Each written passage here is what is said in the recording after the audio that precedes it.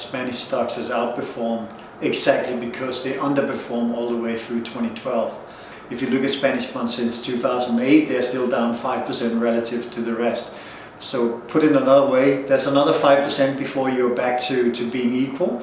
I think that with the non-reforms, the non-improvement in employment, disposable income of the average citizen in Spain going down, no outlook for improvement in outlook at all, then certainly it's very risky to bet that Spain will outperform. I think to think that stocks in 2013 will do good overall, in my opinion, is also very difficult, because we entered 2013 with the highest expectations of the stock market since 1999.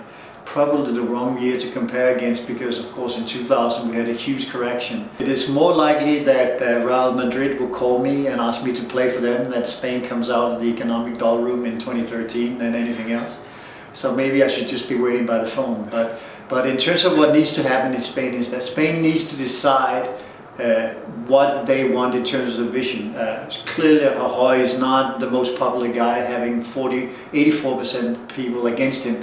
He has politically the mandate and the political ability to do something visionary, to sit down and actually define what Spain wants to do over the next 5 years. Right now what goes on in Spain is dictated partly by the ECB and partly by the EU Commission. And we've seen what the EU Commission has done to Greece, we've seen what they've done to Portugal, we've seen what they've done to Ireland. To get any change, you know what my response would always be: you need a severe crisis, either the stock market setting off or interest rate going sky high. That's the only way you get politicians to change, unfortunately.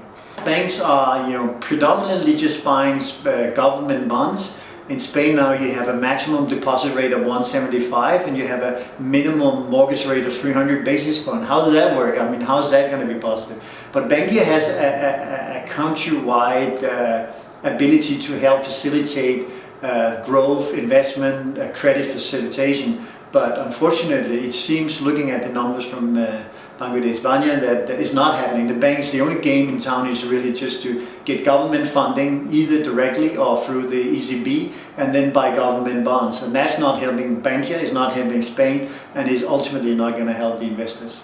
Intex, of course, being a company exposed to the retail sector, do you personally think that with the disposable income coming down, that the government is increasing austerity, there will be more money to spend? People have, sort of probably lowered their expectation. That's why some of these stocks are doing good, because they offered relatively good value at decent prices. But at the end of the day, people are only buying clothes, going to restaurants, because they are saving. They're using money they don't earn, but money they have in the bank. That can go on for 1 or 2 years, but I think we reached the crisis phase where people no longer are willing to do that. So I think these retail-oriented stocks will have a harder time, relatively speaking, in the next phase. Right now we need equity for 18-20%, we like corporate bonds for 10%, we like commodities for 20-15%, we like inflation bonds for 25% and government bonds for 15%. Basically, if you've done these investments over the last 20 years, you've had a net return of 8 to 10%. So that is not a high return, but it's a pretty safe return. And it's a return which is derived from the fact you have no forward-looking opinion on the marketplace economically. You give high inflation, low inflation, high growth, low growth, the equal weights, and then you adjust instead of doing asset, you adjust your risk to it.